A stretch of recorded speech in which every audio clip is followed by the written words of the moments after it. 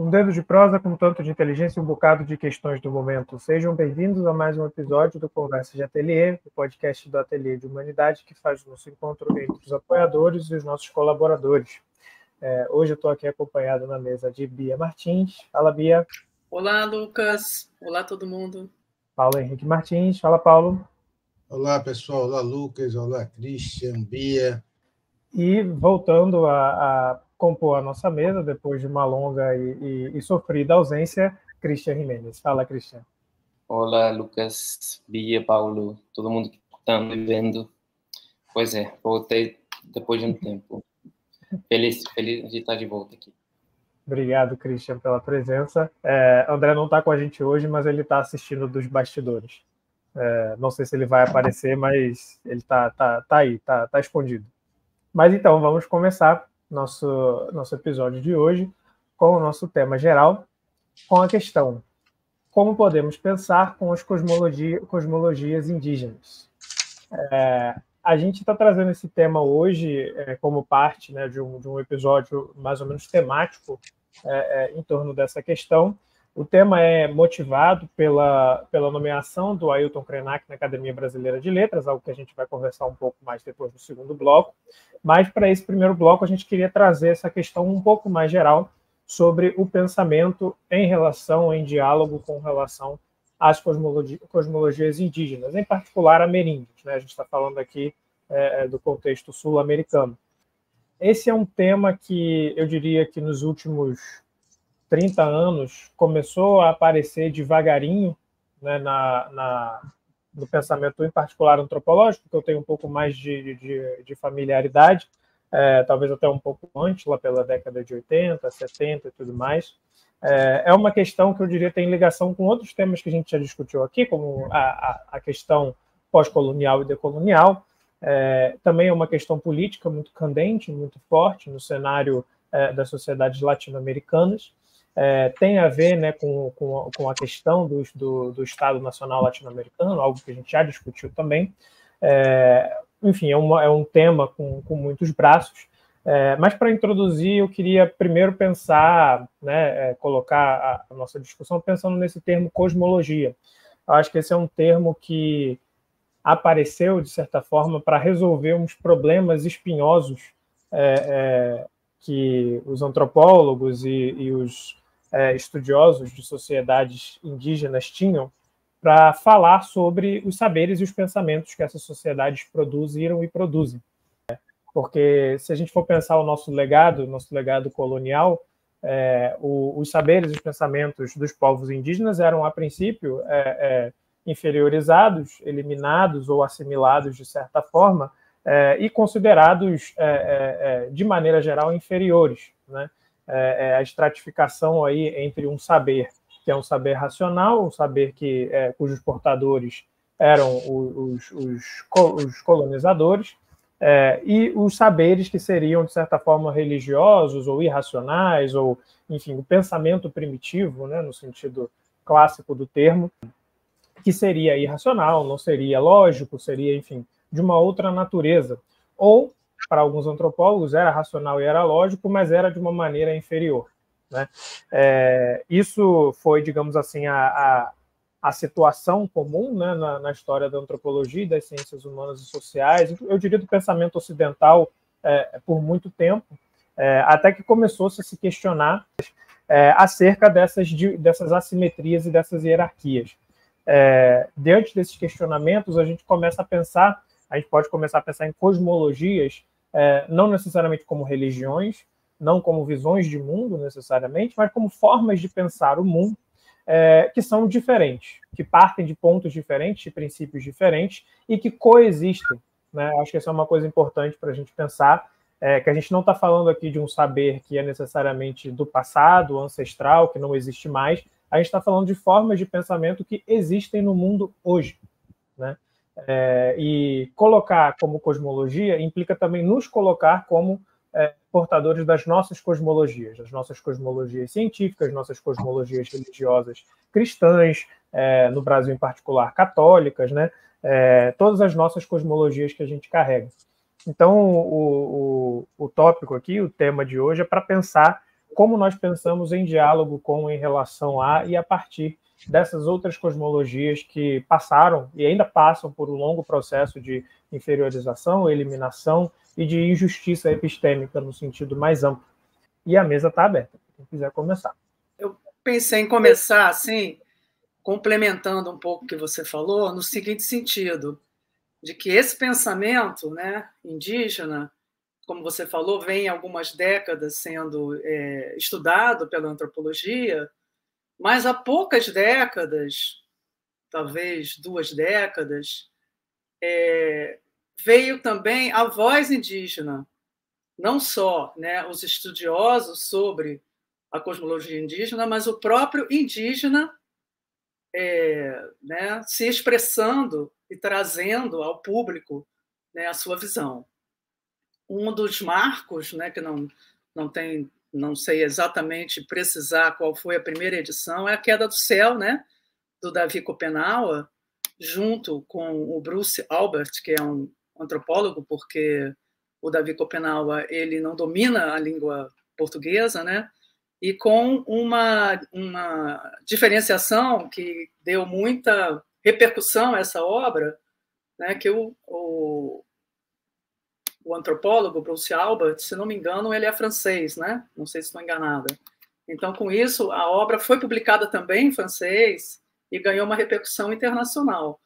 Seria bastante diferente, né, se fosse só o Davi Kopenawa e um antropólogo brasileiro publicando só aqui, teria uma outra dimensão, né, dessa obra. E assim, o que me traz sempre, porque eu penso, né, recentemente eu fiz no âmbito um curso livre, que era um professor no âmbito da literatura, falando sobre a cosmologia indígena, mas o que me vem muito assim é que, na verdade, o indígena, né, ele é um outro modo de estar no mundo, né? Pensando assim, mesmo no pensamento heideggeriano, né? Do que é o ser estar no mundo, o que é o mundo, né? É uma outra concepção bastante uma alteridade radical, né, em relação a nós ocidentais, né? É uma outra maneira de enxergar tudo, né?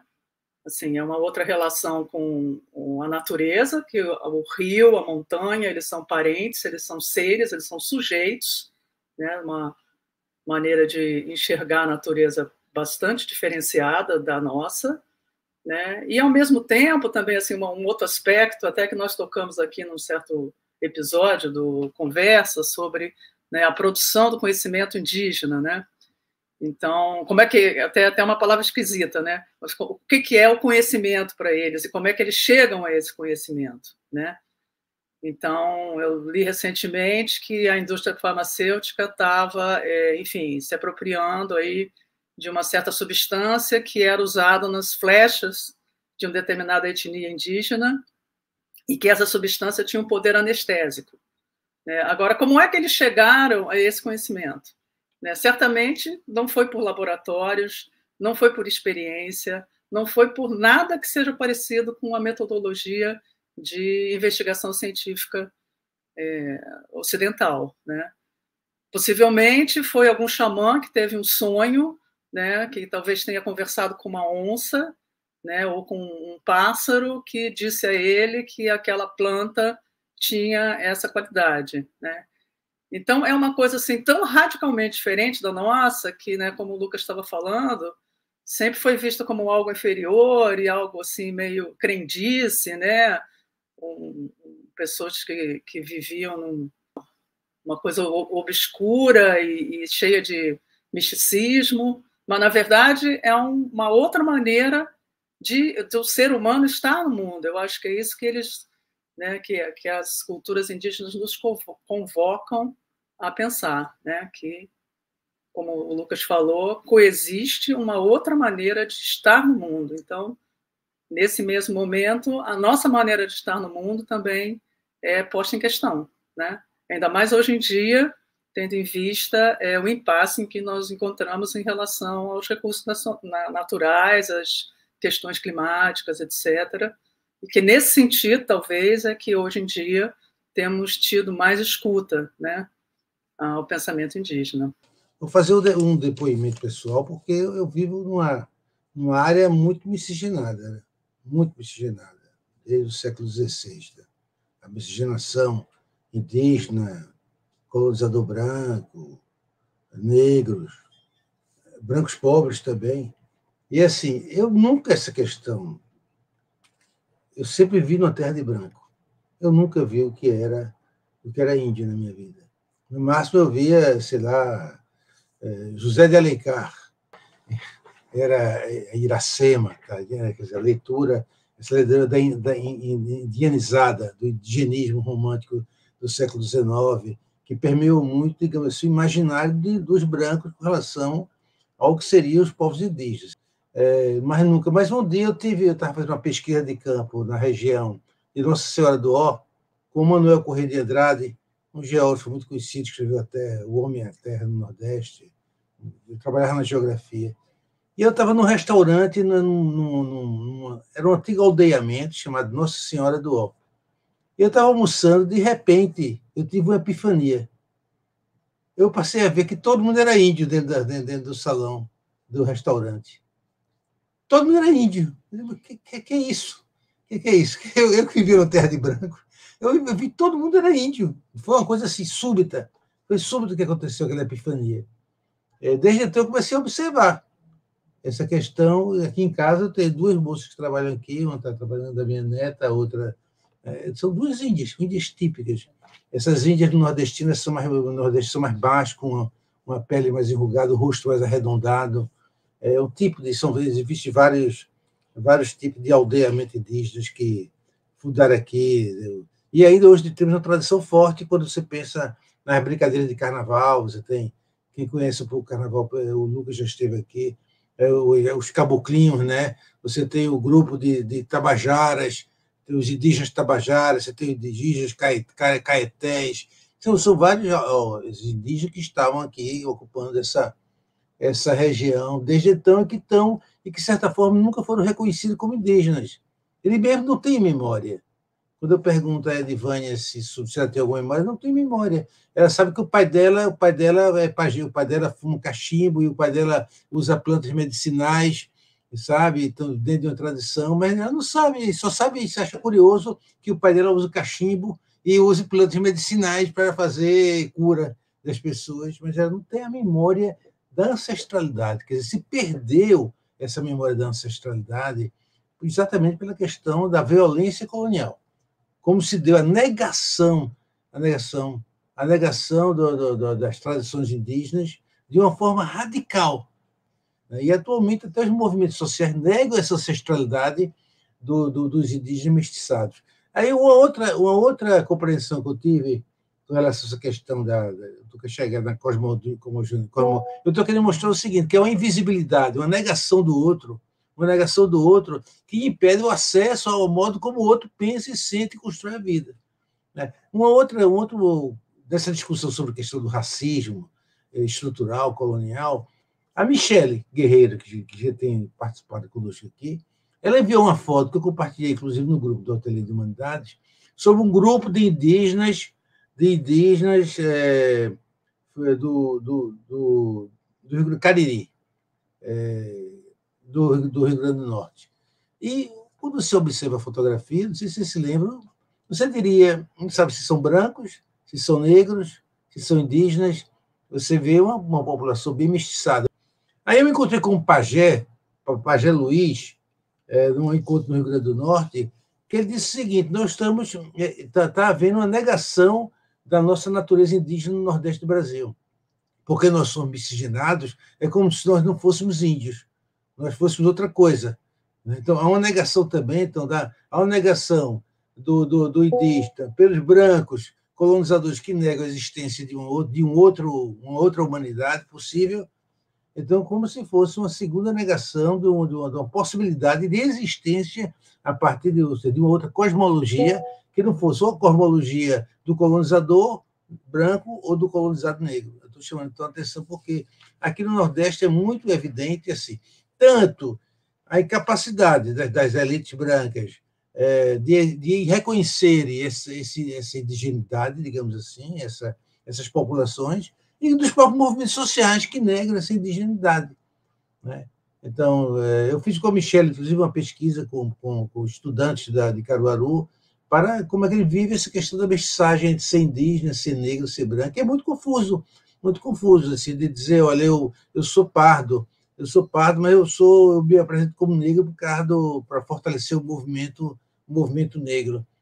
E eu digo, mas você é filho de quem? Eu sou filho de Índia, mas eu prefiro se apresentar politicamente como negro, são estudantes universitários. Então, há uma confusão aí de política partidária, estratégias políticas, enfim, e ambiguidade com relação a como tratar o problema da mestiçagem, que termina complicando o entendimento dessas cosmogonias indígenas. Penso que a questão da Amazônia, aparentemente, é mais fácil. Você diria que tem povos que seriam mais autênticos, né? Mais autênticos. Que não é tão claro isso aí. Quando você chega nas favelas de Belém, de Manaus, você vê essa miscigenação muito grande de populações indígenas que tiveram que migrar para as periferias da cidade, e tem que ser consideradas também quando elas respondem ou repetem seus rituais, suas cosmogonias, seu modo de sentir o mundo, de viver o mundo.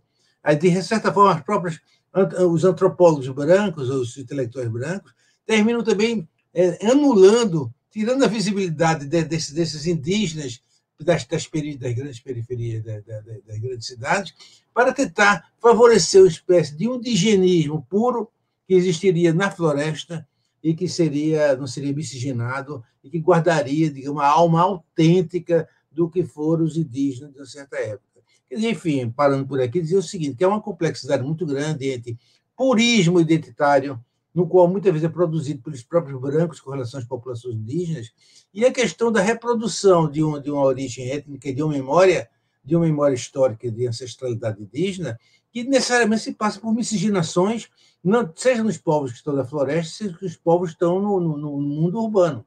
De certa forma, o Krenak é um pouco ele vai se incorporar essa cultura da miscigenação na construção de uma narrativa de um intelectual urbano, o cosmopolita, só para mostrar a complexidade. Agora, ao mesmo tempo, acho que tem que se clarificar esse assunto para se respeitar o direito de cada um de construir sua própria representação e presença de mundo.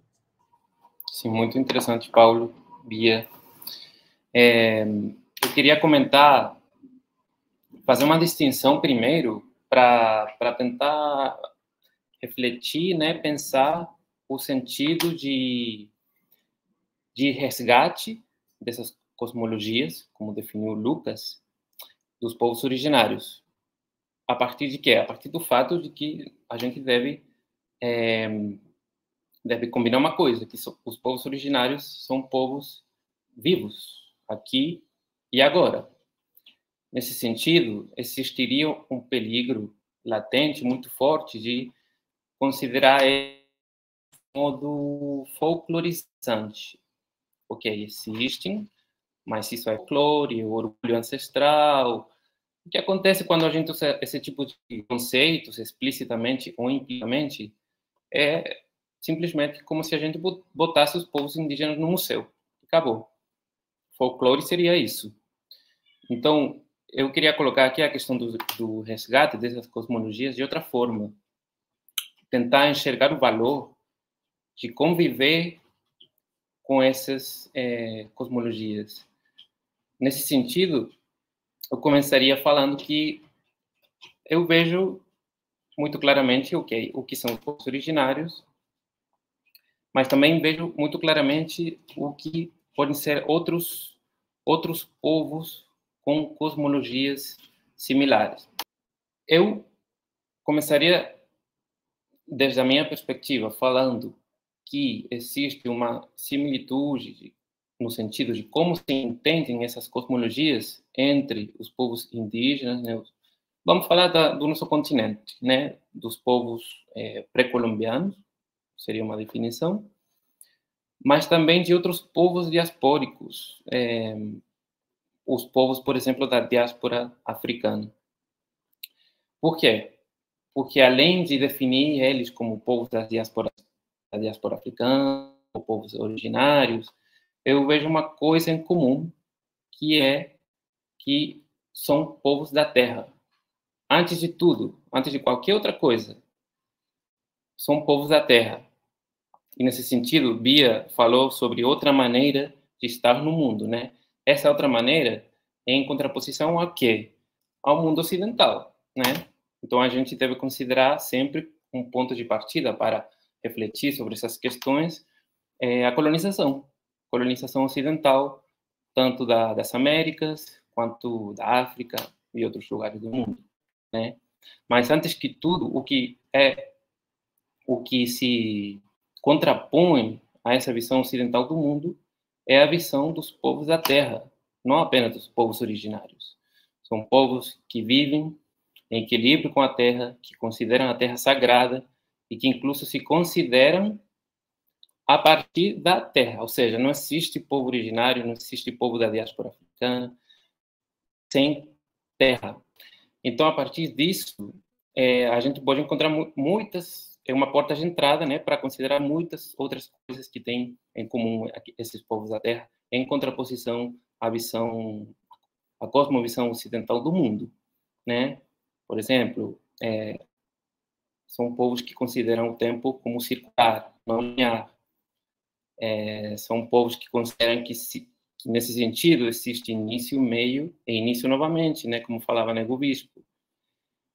São povos que consideram tanto a razão quanto o corpo no mesmo patamar, né? O corpo não é lugar do pecado, inclusive até lugar do sagrado, porque é a única forma que a gente tem de se conectar com o divino e com a terra.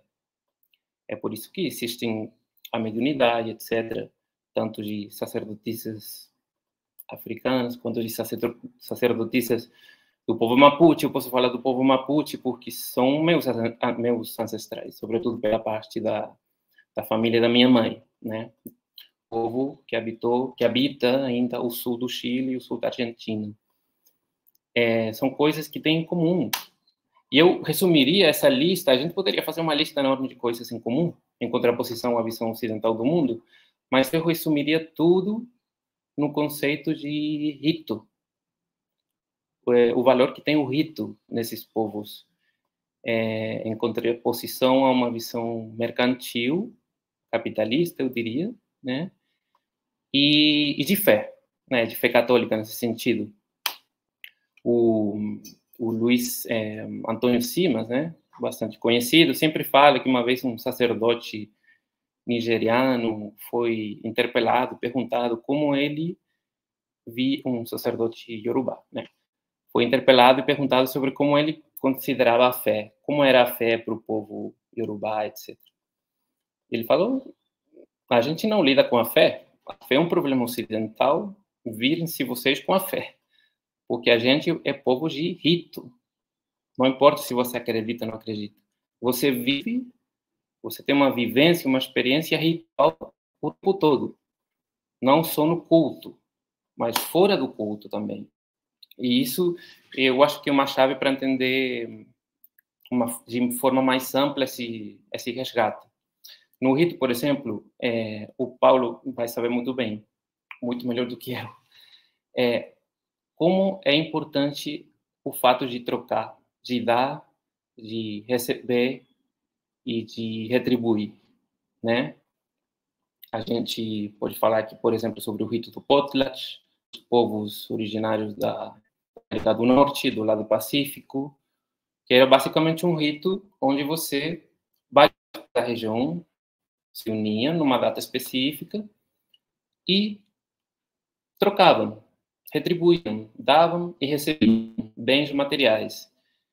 E aí a graça de tudo, a graça era efetivamente que quem tinha mais, dava mais.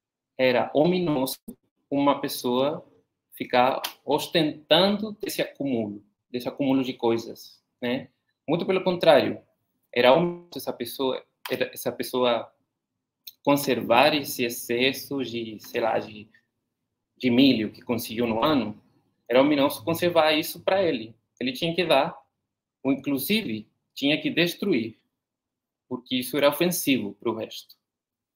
Então aí você vai vendo como a troca, o dar, o receber, o retribuir, é fundamental na visão ritual da vida. Você contrapõe isso, por exemplo, à visão capitalista do mundo. E aí eu quero contar uma história que sempre se conta no meu país, no Chile.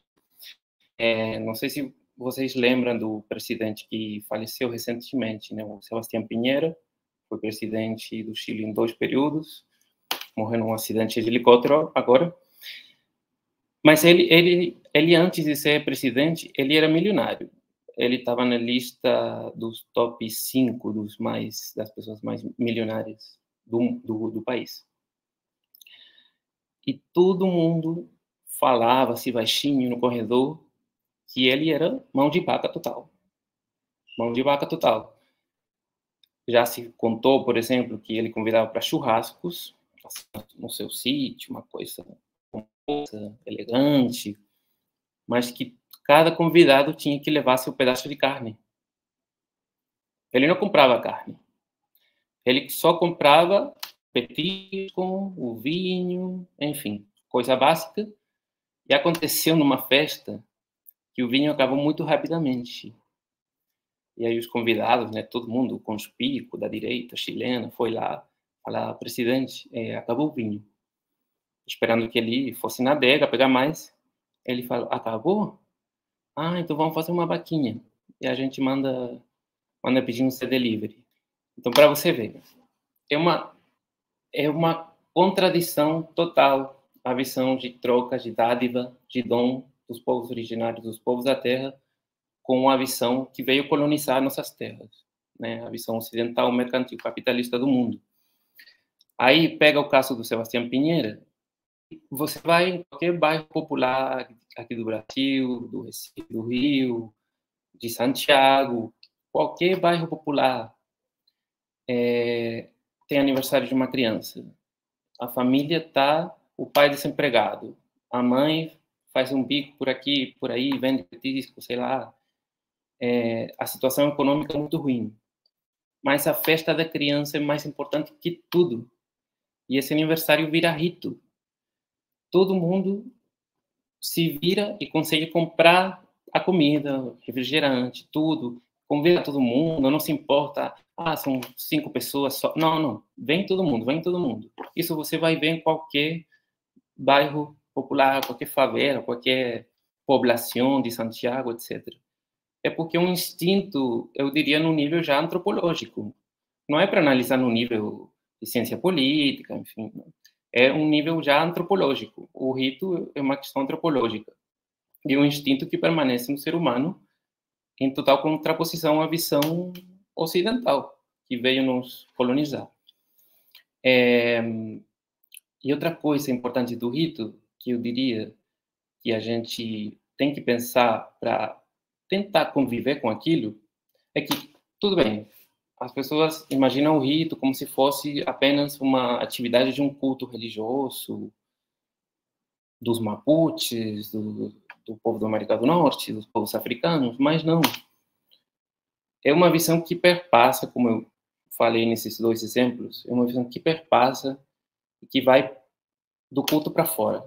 Eu acho que o sentido de resgate da cosmologia dos povos originários, dos povos da terra, tem a ver com isso.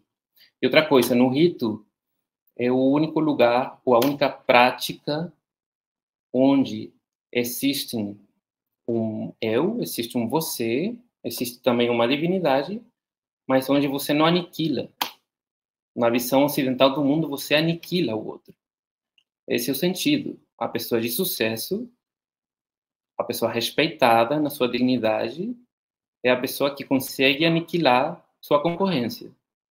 No rito, não. O rito, é por isso que sempre, simbolicamente, num culto, por exemplo, se faz a partir de uma roda. Um xiré de candomblé é uma roda, é um círculo. Um matitum mapuche também é um círculo. É porque você está respeitando sua dignidade, a dignidade do outro e a dignidade da divindade. Mestre Pastinho, mestre de capoeira, famoso, né? Ele sempre falava que a capoeira era uma luta, mas de não aniquilação. Se você aniquilava o outro, a luta acabava. E o rito, a existência, não fazia mais sentido.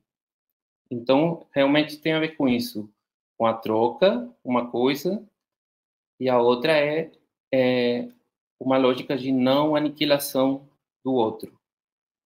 Eu acho que por aí, e só por aí, a miséria do mundo, a miséria material e a miséria espiritual do mundo, vai conseguir, pouco a pouco, nos oferecer caminhos de mais esperança. Gostei muito disso que você falou, Christian, sobre o rito em particular, porque não é algo que eu pensaria nesses termos, assim, mas eu achei uma chave muito legal para se pensar. Mas também, retomando aqui um tópico que Bia levantou, que Paulo também colocou, é a colocação desses atores como atores políticos e atores engajados na construção de conhecimento, né? Porque se a gente está falando sobre isso hoje aqui, é porque muitas pessoas de povos originários, e aí incluindo não só povos que nós convencionalmente identificamos como povos indígenas, a gente pode pensar também em povos ribeirinhos, povos da terra, como o Cristiano colocou no sentido geral, porque essas pessoas pautaram essa questão, né? Se colocaram nos espaços políticos, reivindicaram lugar também nos espaços de produção de conhecimento mais tradicionais, como a universidade e tudo mais. E dessa forma também, acho que é o que é muito bom de se pensar, é como essa interface, esse encontro, que nem sempre é um encontro harmônico, muitas vezes pode ser um encontro conflitivo, de choque, de estranhamento, o que é normal quando se encontra muitas vezes a diferença, mas não necessariamente não necessariamente precisa se traduzir em um encontro de conflito e violência, né, mas de um choque produtivo com a diferença, com aquilo que a gente não conhece. Isso também nos implica em uma reconsideração dos nossos procedimentos para produzir e legitimar conhecimento, né, como a Bia colocou. Existem certas formas por exemplo, né, a ideia de que há uma forma de pensar para todos esses povos. Isso em si já é uma coisa que é tensionada com o encontro com essas pessoas concretas, específicas nesses espaços, né? A maneira que um povo vai pensar não é a mesma que o outro vai pensar. A gente tende, né, nesse encontro muitas vezes a nos homogeneizar e a homogeneizar o outro, né? Como se houvessem dois grandes blocos de pensamento, duas grandes cosmologias em disputa, mas na verdade você tem uma variedade muito grande de formas de pensar, de formas de se relacionar com o mundo, e mesmo de entender o que é o conhecimento. E eu acho que aí uma coisa que Christian coloca, que eu acho que é muito frutífero para se pensar, numa maneira, né, de construir os espaços, os ambientes em que essas diversas formas de pensar podem florescer, podem se encontrar e, de certa forma, dialogar sem serem reduzidas umas às outras, né, que eu acho que é um ponto muito importante aí, né? Isso que é o grande, eu diria, o grande desafio também desse encontro com a diferença, né? Como você encontra aquilo que é diferente para você, estranho, e se esforça na tentativa de encontrar pontos de contato, similaridades, coisas em que vocês podem construir uma ponte, como fazer isso sem reduzir o outro a você mesmo, né? Ou sem assimilá-lo de uma maneira violenta, né? Porque existem formas de integração e assimilação não violentas. Eu acho que isso é uma coisa, inclusive, que a gente pode pensar a partir de cosmologias de povos originários, né? Como você compõe um mundo de atores que são diferentes, que não são os mesmos, que não são feitos da mesma substância, muitas vezes, se você pensar na interface entre atores humanos e não humanos, que é uma coisa que é uma discussão que ficou em moda na antropologia, mas é algo que é muito bem pensado dentro de cosmologias indígenas ameríndias, por exemplo, né? Como é que você pensa a integração desses atores que são diferentes, sem reduzi-los sem reduzir suas diferenças a uma homogeneização, né? Acho que isso aí é uma das grandes potências desse encontro com cosmologias que surgiram, que vêm de outros modos de habitar o mundo. Interessante o que você fala, né, Lucas? Porque é assim, como se a gente tivesse fazer um esforço, né, para não ler, né, esse outro através apenas da nossa lente, né? Tentar sair dessa lente nossa ocidental, racional, para fazer um esforço de compreensão e de diálogo, né? Que eu acho que esse seria o ponto mais importante. E aí, com a fala do Christian, também me lembrou, né, falando do ponto de vista, né, dos povos da Terra, que é a contribuição política, que eu considero assim, a mais relevante, que esses povos originários têm produzido aqui no nosso continente, que são as constituições, né, no caso do Equador e da Bolívia, que levam em conta a natureza como um sujeito, né, e que colocam o bem viver, né, como uma máxima ali, né, num princípio básico da Constituição e do viver em sociedade, né? Acho que isso representa assim um grande avanço, né, que foi proporcionado através dessa luta política, né, me parece, desse diálogo, né, e dessa incorporação desses outros valores numa vida política social mais ampla desses países, né? Se não me engano, o Chile chegou a tentar também na sua constituinte, né, propor algo nessa linha, mas que por enquanto fracassou, né? Não quer dizer que isso tudo é um processo também. Isso é um processo ainda, né? Nada podemos garantir que está consolidado, mas também nada está perdido, né? É um processo de poder incorporar esses valores aí na nossa vida política e na nossa vida social, né? E sobre a fala do Paulo, né, a respeito da invisibilidade do indígena, eu percebo também que existe, talvez ainda de forma minoritária, mas um movimento em contrário, que veio a partir dessa exposição dos dados do IBGE, né, onde foi da última pesquisa do censo, onde foi falado que houve uma autodeclaração indígena muito maior, né? Que no caso, até eu estava vendo os números, e eu acho que são poucos, né? Tem 1.600.000 brasileiros que se autodeclaram indígenas. Então, é pouco, me parece, se a gente for pensar em qual é a população indígena e de descendentes indígenas, né? E eu mesmo, pessoalmente, conheço uma moça que, a gente vê, se você for olhar, você vai falar, realmente, e ela se autodeclarou, mas ela postou, né, que ela se autodeclarou para o censo, mas em nenhum momento antes ela tinha tocado nisso, mas também é um processo, né, de vamos dizer assim, de reconhecimento, de valorização desse reconhecimento, que eu acho que a gente está, né, vivendo também isso nesse momento, né, ao lado da invisibilidade, né? E uma outra coisa que me lembrou também, que o Paulo tocou na questão de que essas populações, esses descendentes, muitos deles já nem se lembram mais, né, das suas memórias, da sua etnia, né, da sua ascendência. E agora, não sei se vocês chegaram a ver, na segunda-feira, não dessa semana, né? Agora eu já me confundi se foi essa semana ou a semana passada, que foi o Davi Copenaua, que participou do programa de televisão, o Roda Viva, né? E ele fala desse aspecto, assim, que hoje em dia, para ele é muito preocupante a questão das mídias sociais, que ele vê, eu acho que me parece, eu de fora, sem estudar, me parece que deve ter sido também um processo crescente, né? Que não são só as mídias sociais, mas é todo o processo, vamos dizer assim, de socialização ocidental, no modelo ocidental, né, dessa juventude indígena, né?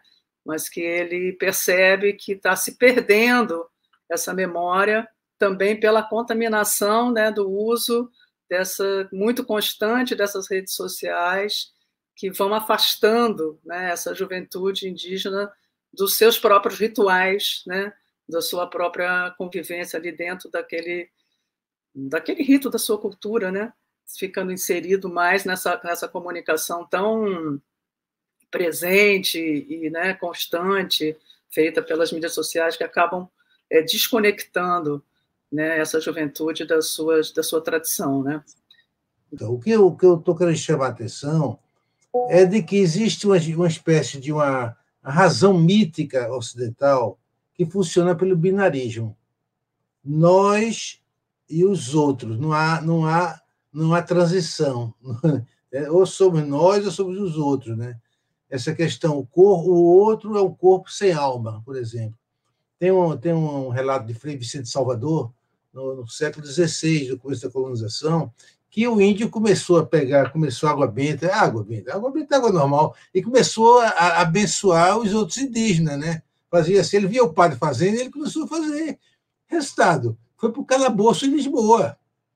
Prenderam ele, quer dizer, como é que um indivíduo sem alma ousa querer fazer uma bênção uma bênção cristã, e que ele é um pagão, que é a palavra, inclusive, muito, muito complicada. Chama o outro de pagão, de fato, é a negação total do outro, como se o outro fosse um indivíduo sem alma.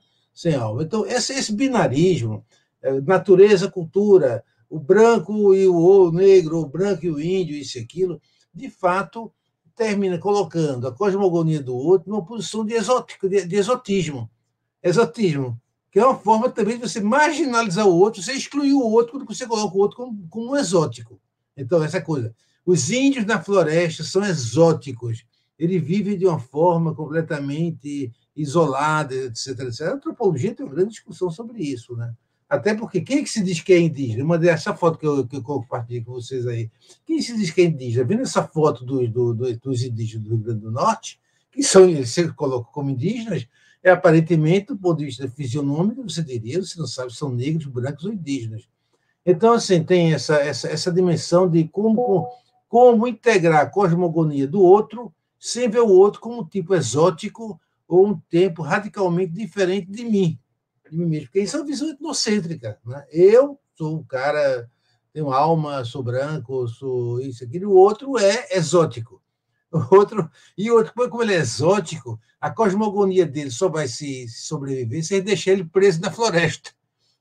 E não necessariamente não é isso. Isso é uma forma de destruir também a possibilidade de existência do outro, inclusive na vida política, como, digamos assim, como sujeito de construção da sua própria história, diria assim, no mundo. Tá? Então, é isso que eu queria chamar a atenção sobre essa complexidade dos processos de miscigenação da alma do brasileiro, que a gente termina colocando os indígenas na posição de exotismo, tal, que é uma forma também de eliminá-los. E nós fazemos com as melhores das intenções. Não, estou respeitando que índio tem que morar na floresta mesmo, só, não pode ter carro, nem cavalo, nem nada, ele tem que andar a pé com uma lança na mão e pegando macaco para comer. A coisa, na prática, não é bem assim. Na prática, eu acho que a cosmogonia funciona como um imaginário de referência para a construção simbólica do mundo e que existe, e que todos eles fazem referência ainda. Por exemplo, o Ianauá do Acre, eles estavam quase destruídos até 1992. Sobretudo os pastores protestantes são terríveis, porque chegam proibindo o canto, a dança, a religião, a roupa, etc. Chegam proibindo tudo. Então, vai destruindo completamente as tradições. Só existiam 2 pajés em Anauá que conheciam a tradição e falavam a língua. Pois bem, hoje a Aldeia Nova Esperança é uma referência internacional de um aldeamento indígena, com música, com dança, com uso do rapé, uso da ayahuasca, etc., com uma referência de uma cosmogonia autêntica, digamos assim, mas quase está desaparecida, só por causa de 2 pajés não desapareceu completamente. Então, os irmãos Vilas Boas, por exemplo, quando entraram os sertanistas, estavam entrando pelo Parque do Xingu, organizar o Parque do Xingu, já havia uma invasão enorme de grileiros nessa época. A Amazônia já estava sendo infestada de gente de minerador, buscando ouro por todos os lados. Isso aqui é dos anos 50, não é de agora, é dos anos 50.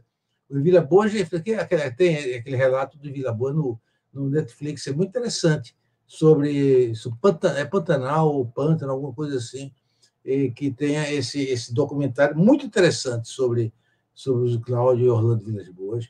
E essa coisa, como já existia essa penetração da floresta esses aventureiros, né, em busca de ouro e de madeira, etc, etc. E o Xingu foi construído, inclusive, para preservar essas populações indígenas que já estavam ameaçadas naquele momento. Agora o processo piorou muito.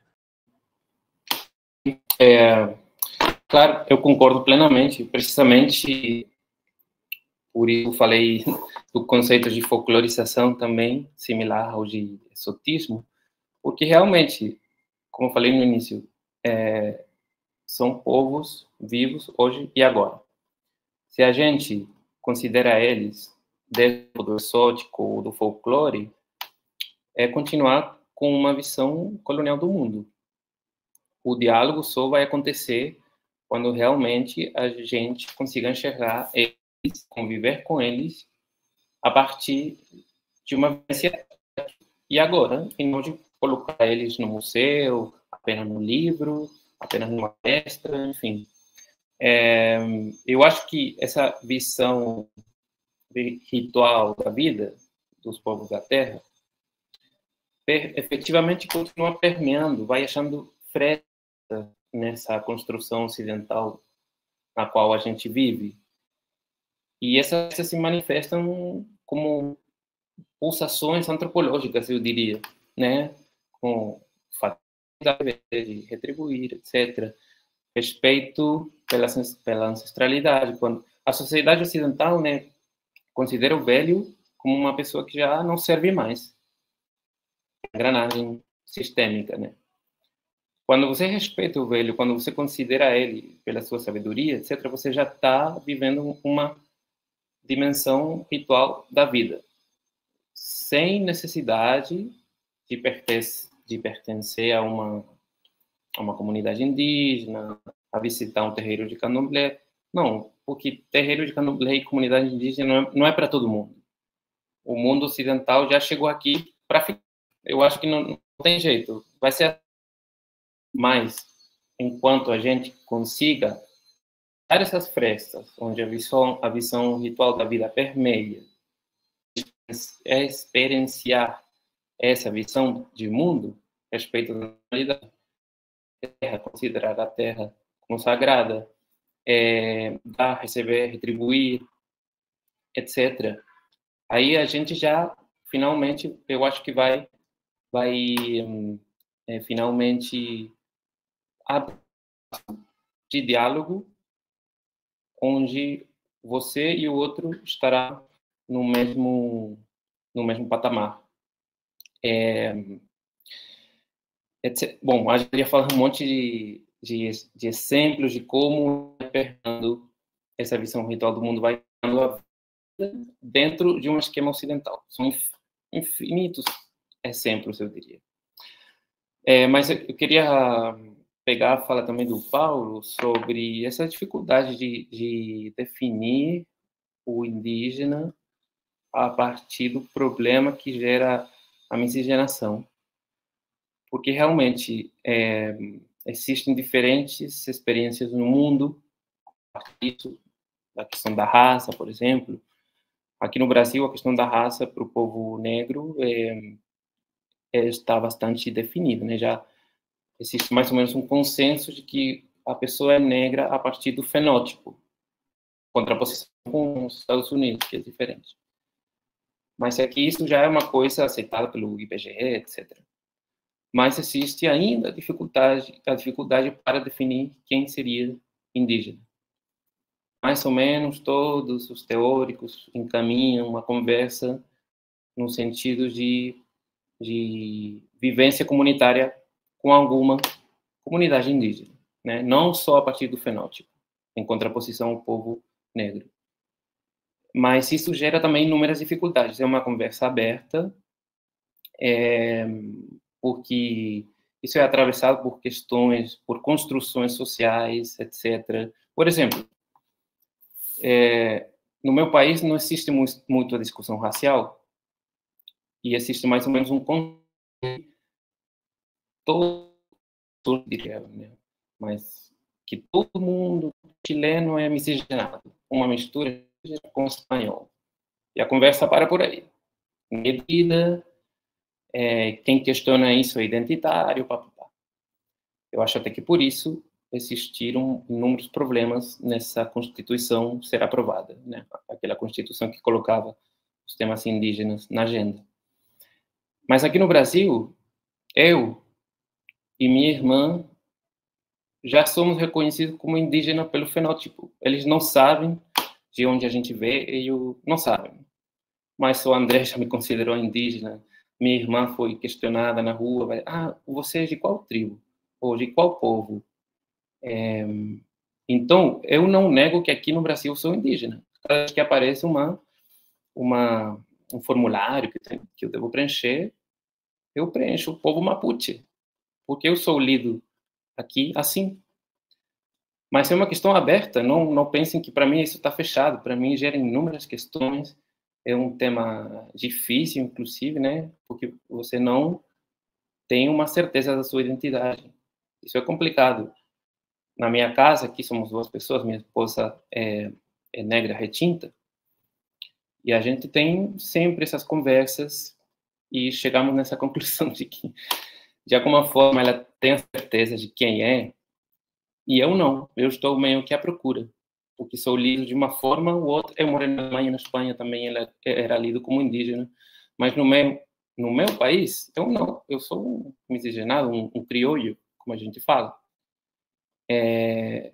Então, é uma questão aberta, essa questão de o que é o ser indígena, a partir do fenótipo, a partir do pertencimento, a partir de uma sabedoria, a partir de quê?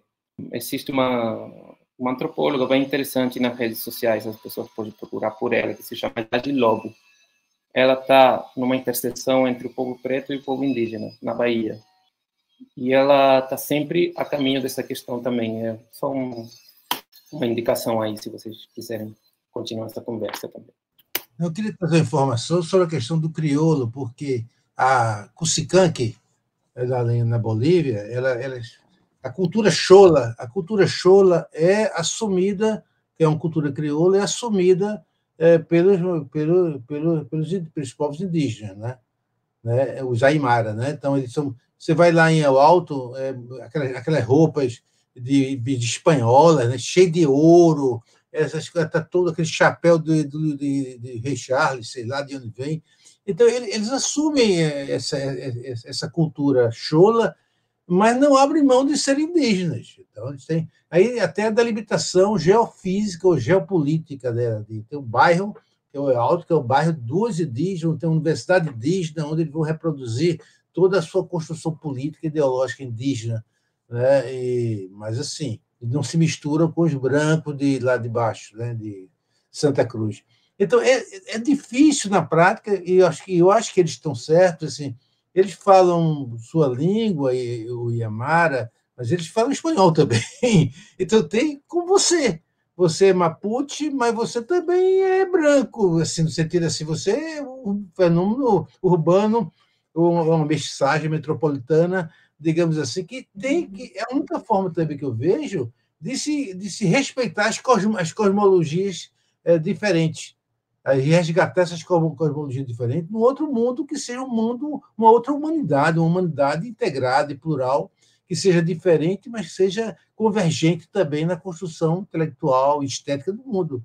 Né? Senão a gente vai trabalhar essa questão do exótico, essa questão do outro, como sendo radicalmente diferente, e você termina gerando isso injustiças terríveis na construção das políticas públicas, né?